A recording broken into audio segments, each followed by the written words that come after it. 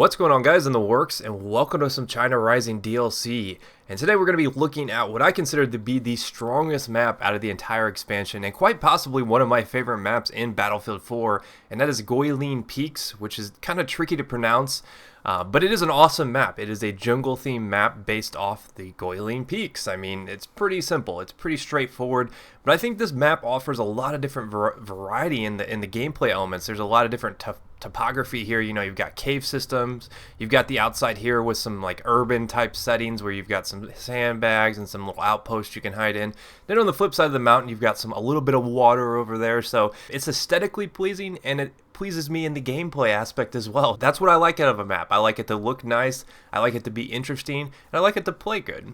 And I have been reading all the different battle log posts and, you know, the Twitter comments about all the different maps, and it seems like there's a consensus out there that this is the best of the expansion. Everyone tends to like this one the best.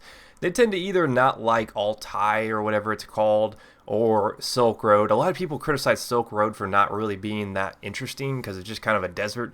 But there are deserts in China, and I don't really know if you could make a desert that interesting. I mean, if you've ever been to the desert, there's not really that much there. So I actually think Silk Road has potential. It's just got a lot of different vehicles right now, whereas a map like this, so we're looking at, you know, Guilin Peaks.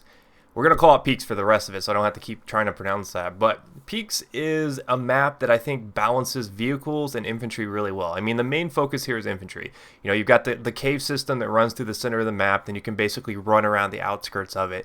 And there's a lot of different routes you can take. There's a lot of flanking routes. And when I first picked up this expansion, I was struggling. I was like, man, I can't really find my groove. Well, lately I had been using the Suppressor a lot on the vanilla maps in Battlefield 4, and I was like, well, maybe this is a good opportunity to see if the Suppressor will help me do a little bit better on these maps. And lo and behold, that was the case. Because there are so many flanking routes, because these maps are so wide open and there's so much going on, which if you've played these maps, you know exactly what I'm talking about. It seems like every time you turn around, you're getting either sniped at or there's a vehicle breathing down your neck. The Suppressor is going to save you. It was a blessing in disguise when I finally put it on. I was like, man, you know, I don't really want to penalize myself with what the Suppressor does. You know, it makes the drop-off happen a little bit sooner, but it really hurts bullet velocity too, which is something I'm not a huge fan of. But I was like, man, I've got to do this. I've got to stay off the radar. Because when you're trying to cap these points by yourself and they're just pouring in on you, it gets very, very tricky to stay alive. If you're on the mini-map, you know you're constantly being marked. So I've personally found Suppressor helps you just play a little bit more tactically. And we're going to cut into some commander mode here because I wanted to show you guys just kind of an overhead aerial view of what this map looks like. So you can kind of get an idea of what I was saying. You know, you've got the outlying kind of ring, I guess is the easiest way to say it, of points. And then you've got the center point, which is in the cave system.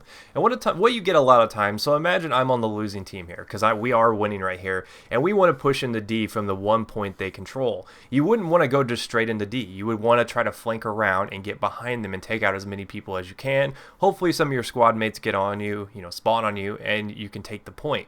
Well, in this particular situation, the Suppressor is going to be much more useful because if you flank around them, you don't want to alert the entire team that you're coming from behind. And so that's why I started to use this on the China Rising maps, especially this map where you get a lot of people playing really stationary. And I think a lot of people who have played this expansion know exactly what I'm talking about. There are a lot of stationary snipers. I know my buddy Mandus was just losing his mind last night when we were playing with all the snipers that were just everywhere. I mean, they were just everywhere, and it's really tricky to kind of combat that because there's really no set strategy in doing that. I mean, oftentimes when you go against a team like that, you'll end up winning, but it'll be a very frustrating win because there's really nothing happening. You're just capping points and kind of waiting there as snipers take pop shots at you. So the way I've kind of decided to combat that is running a Suppressor, and I am using the Type 95, which is a weapon I have not covered yet on my channel, the Type 95 B1 to be precise, which is an all-kit weapon, so you can put this on any class you want. You can put it on Engineer, you can put it on Sport, etc., etc. I am running it as Engineer, because if I've learned one thing about China Rising, it's that you want to be prepared to deal with vehicles. Not this map in particular, because there's nothing really that's a big threat here on vehicles. But if you're playing on like Silk Road or Altai Range, you're going to need some sort of anti-vehicle measures. I mean, be it C4 with recon or support. You know, assault, you've really only got the 40 millimeter grenade launcher, which isn't really going to do much for you. But you do need something to do with vehicles, so I find myself playing Inji a lot on these maps, which is kind of the theme of Battlefield 4. Inji reigns supreme, and this is a good example of a semi-successful flank right here. I think I do die to that guy, but I get revived and we push forward a little bit more. But I'm going to cut into another little part here just to show you guys how important it is to have the suppressor on when you're capping flags on this map, because like I said, the spawns are not good on this. If there's one thing I can take away from this map, you know, it's an awesome map. It's very beautiful. I think it's a well-designed map, but the spawns are very strange. I will spawn on a point that we control only to get killed instantly. And I know you'll be like, well, you shouldn't have spawned there if it was contested. Well, for whatever reason, it wasn't contested, and you still get killed instantly. That should never happen. I think that plays into how close the spawns are to the actual point, just because they are located on the outer ring. So Suppressor will help you in that respect. It'll cut back on the amount of awareness the enemy has, because if you've learned one thing from playing Battlefield, it's that if they don't see you directly on the minimap, a lot of times people are going to be completely oblivious to you. So hopefully you guys did enjoy this quick little look at this map. I really do enjoy it, so if you haven't had a chance to check it out, this is the one you should play first. I promise you that. This is going to be the one you like the best. So if you missed my past videos, here's a chance to catch up, and I'll see you guys next time. Peace.